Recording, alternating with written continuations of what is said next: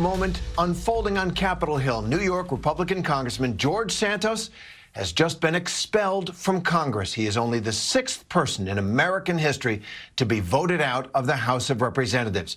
The results of the bipartisan vote really weren't that close. A 2/3 majority of the members present was needed, so the House is now made up of 221 Republicans and 213 Democrats. The final vote, 311 voting to expel Santos, 114 voting against it, and 2 members voting present. This vote narrows the already small majority held by Republicans in the House of Representatives. Prior to the vote, Speaker of the House Mike Johnson told Republican members to vote their conscience, saying he himself would not be voting to expel George Santos. But many Republicans, especially the New York delegation, decided they have had enough.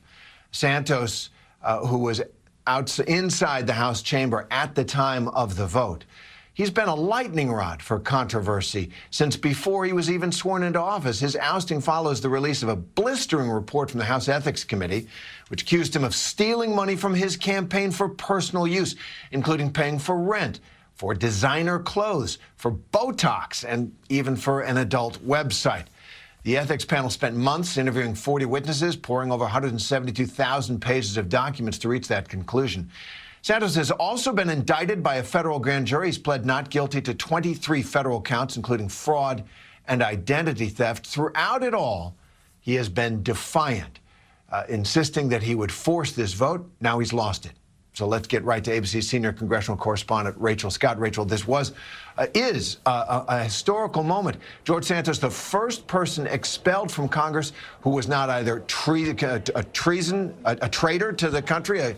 3 were Confederates who had been expelled previously or been convicted of crimes. He's been convicted of nothing, but the House decided he'd had enough.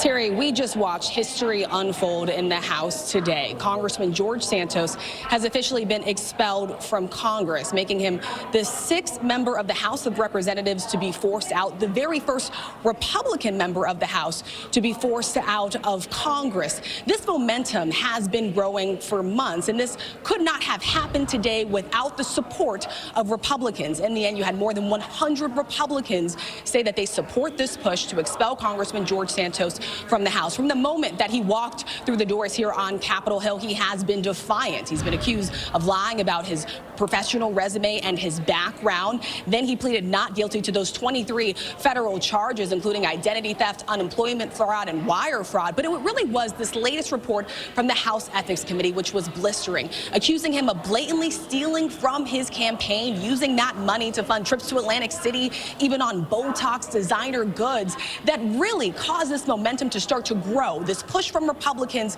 to say he needs to be forced out. And so now here you have it. Here we are. They expressed some concerns about the precedent that this would set. That's why you saw every single member of House leadership, including the new Speaker of the House, Mike Johnson, reject this push to expel Congressman George Santos. But this is effective immediately. As of right now, Congressman George Santos is no longer a member of Congress, Terry. It really is a remarkable moment and a precedent, as you say. But for practical purposes now, the House Republican majority has been narrowed in the House of Representatives. It's already very slim. It's now 221 to 213. What happens next now that the 3rd district, a congressional district of New York, doesn't have a member of Congress? What happens next?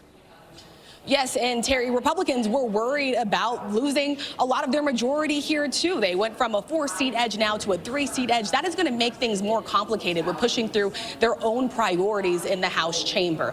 And so, as I mentioned, this is now effective immediately. So in the next 7 to 10 days, we will see the governor of New York, Kathy Hochul, call for a special election. The special election would then have to happen in the next 70 to 80 days after it is called.